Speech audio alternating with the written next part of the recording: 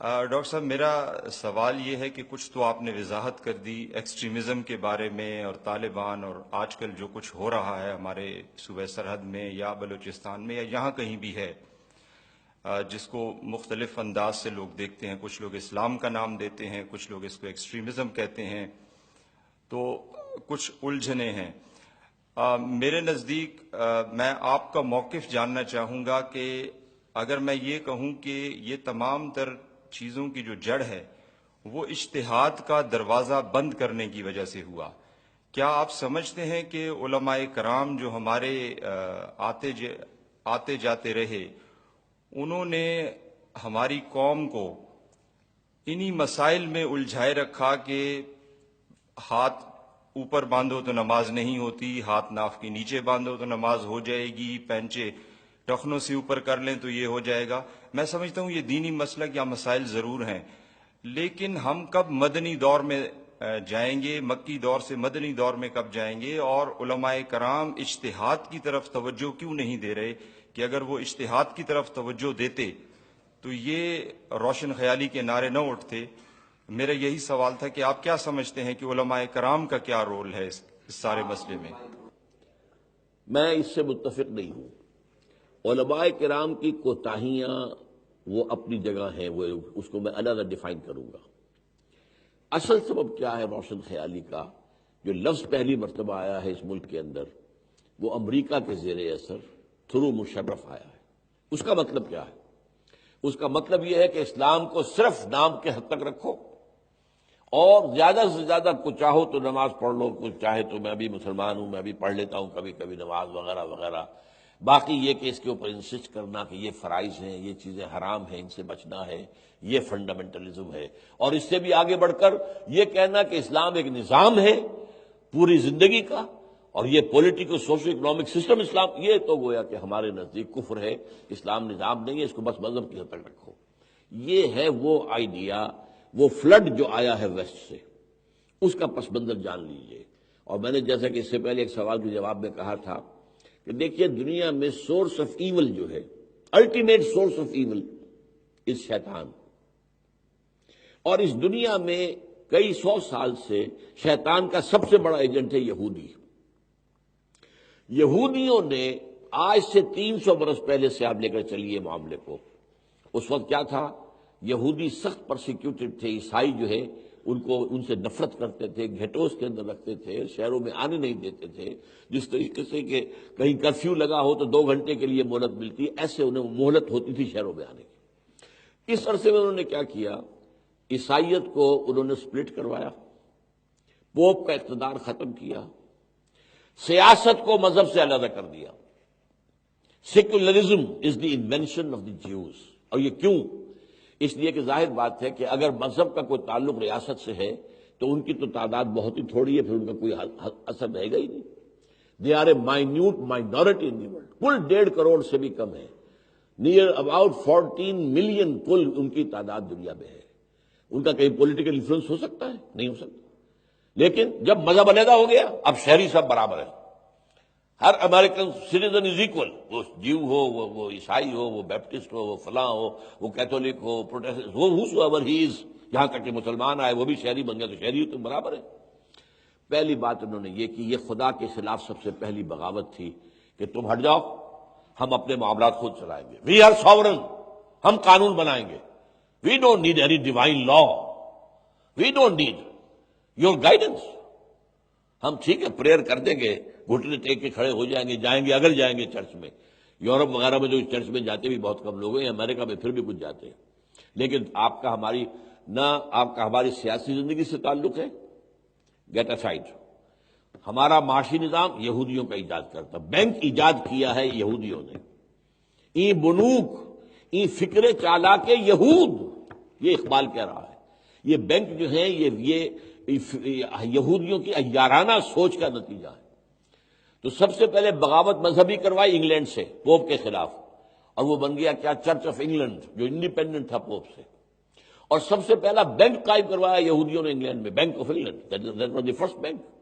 اور بینکنگ کے ذریعے سے انہوں نے اپنا مالیاتی نظام اتنا پھیلا دیا کہ پھر صورت یہ بن گئی تقریباً 200 برس کے اندر کہ علامہ اقبال پچھلی صدی میں دیکھ کر آئے تھے، 1908 میں واپس آئے ہیں، 1905 میں گئے تھے، کہ فرنگ کی رگے جاں پنجائے یہود میں ہے۔ آج پوری دنیا میں معاشی نظام سود جوا، جو آسمانی شریعت میں حرام ہے۔ اب تیسرا لیول کیا تھا؟ وہ ہے سوشل آرڈر، ہمارا سوسائٹی کا نظام، وہ ان کا برباد ہو چکا ہے، فیملی انسٹیٹیوشن ختم ہو چکی ہے، ان کے ہاں حیا نام کی کوئی شے نہیں ہے، جتنے کم سے کم کپڑوں میں عورت چاہے آ جائے، سڑک کے اوپر آ جائے، اور اس ہومو سیکسولیٹی بھی جائز ہے، اور یہ بھی سب کچھ ہے، زنا کوئی حرام شے ہے ہی نہیں۔ زنا تو اگر آپ جبر کرتے کسی پر تو حرام ہے، تو جرم ہے، ورنہ کوئی جرم ہی نہیں۔ کنسینٹنگ پارٹیز ایڈلٹس ہوں تو کوئی جرم ہی نہیں، نہ کوئی گناہ ہے، نہ کوئی جرم ہے، کچھ بھی نہیں۔ یہ سارا جو سوشل سٹرکچر ہے، اس کا وہاں بیڑا غرق ہو چکا ہے۔ اب یہ ایسٹ میں، خاص طور پر مسلمان دنیا ممالک کے اندر، اس سوشل سٹرکچر کو لانا چاہتے ہیں۔ اسی کے لیے ویمن لب کی یا عورت کی آزادی کی تحریک، اس کے اوپر اربوں ڈالر یہ لوگ خرچ کر رہے ہیں، معمولی بات نہیں ہے۔ کائرو کانفرنس ہوئی تھی، کیا خرچ ہوتا ہے ان انٹرنیشنل کانفرنسز کے اوپر، آپ کو اندازہ ہے۔ پھر بیجنگ کانفرنس ہوئی 5 سال بعد، اس کے 5 سال بعد ہوئی Beijing +5 conference under united nations. اس کے فیصلے کیا ہیں؟ آپ یہ پروسٹیٹیوشن کو برا نہ کہیں، پروسٹیٹیوشن مت کہیں انہیں، دے آر سیکس ورکرز۔ جیسے عام مزدور ہے، وہ اپنے جسم کے حصہ استعمال کرتا ہے، مسل یوز کر رہا ہے اور وہ پیسے لے رہا ہے، یہ بھی ایک عورت ہے، یہ اپنے جسم کا ایک حصہ استعمال کر کے پیسہ لیتی ہے۔ کیا ہے؟ She is a sex worker, not a prostitute. Homosexual marriages, homosexuality, یہ بھی نارمل انکلینیشن ہے، یہ پہلی مرتبہ تاریخ انسانی میں نارمل۔ کہاں اللہ کی تخلیق ہے کہ جوڑے بنائے ہیں، مرد ہیں، عورتیں ہیں، حیوانات میں بھی ہیں، مردوں میں بھی، اور انسانوں میں بھی ہیں، ان کے جسم کی ساخت علیحدہ ہے، ان کی نفسیاتی ساخت علیحدہ ہے۔ یہ ساری چیزیں جو ان کی بنائی گئی ہیں علیحدہ اللہ نے بنائی، اللہ کی خلقت کا کمال ہے، آج اس کو تباہ و برباد کرنے پر تلے ہوئے ہیں۔ اور اس نظام کو یہاں لانے کے لیے روشن خیالی کا لفظ استعمال کیا گیا۔ یہ ہے بیک گراؤنڈ۔ باقی وہ چیز جو ہے اجتہاد، یا یقیناً یہ ہمارے ہاں کئی صدیوں سے، خاص طور پر سنیوں کے ہاں اجتہاد کا دروازہ بند ہے۔ اہل تشیع نے اجتہاد کا سلسلہ جاری رکھا ہے، لیکن یہ ہے کہ ضرورت اس بات کی ہے کہ یہ دروازہ کھولا جائے اور نئے مسائل جو پیدا ہو گئے ہیں ان کے بارے میں بیٹھ کر علماء جو ہیں وہ طے کریں۔ ہمارے ہاں اجتہاد ہوا تھا، یہ سنی فقہ جو ہے، فقہ حنفی، یہ تو 1200 برس پہلے معین ہوئی تھی۔ اس کے بعد آج سے 300 برس قبل ایک ضرورت محسوس ہوئی کہ نئی اجتہاد کی ضرورت ہے۔ یہ تھا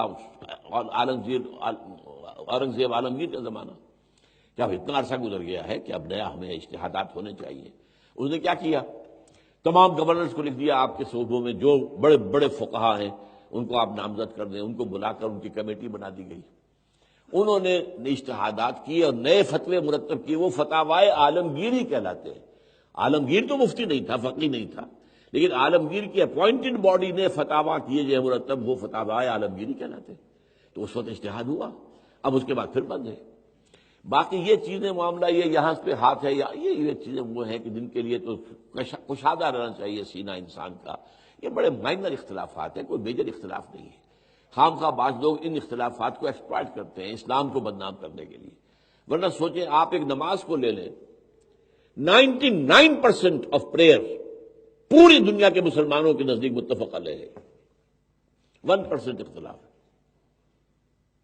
کیا کہیں کسی کی رائے یہ ہے کہ نمازیں 5 نہیں 6 ہیں، یا 5 نہیں 4 ہیں؟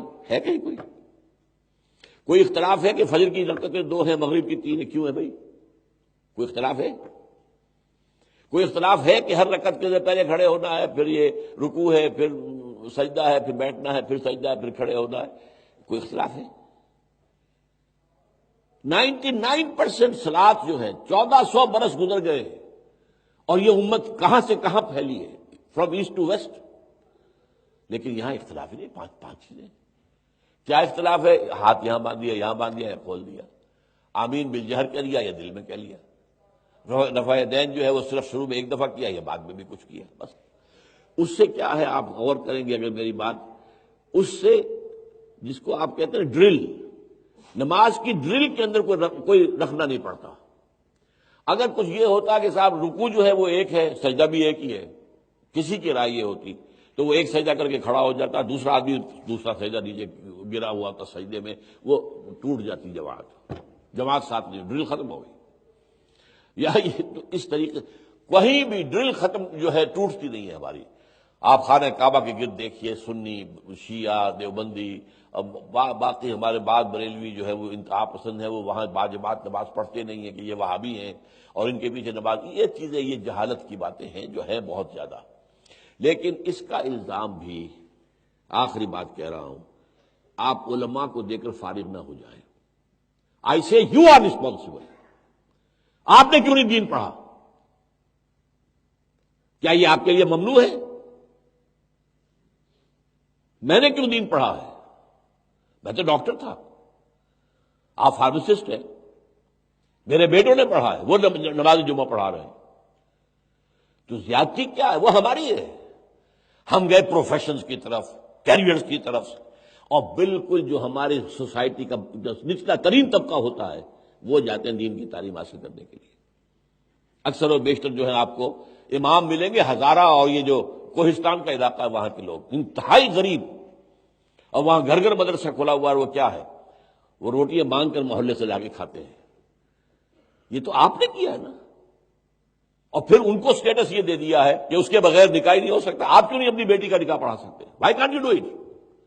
اسلام میں کوئی برہمنزم نہیں ہے، اسلام میں کوئی پاپائیت نہیں ہے، اسلام میں کوئی پنڈت نام کی شے نہیں ہے، کچھ بھی نہیں ہے۔ تو یہ ہم نے کیا ہے، ہم نے دین ان کے حوالے کر کے اور اسے ایک پروفیشن بنا دیا ہے۔ اسلام میں کوئی پروفیشن نہیں ہے دین کا۔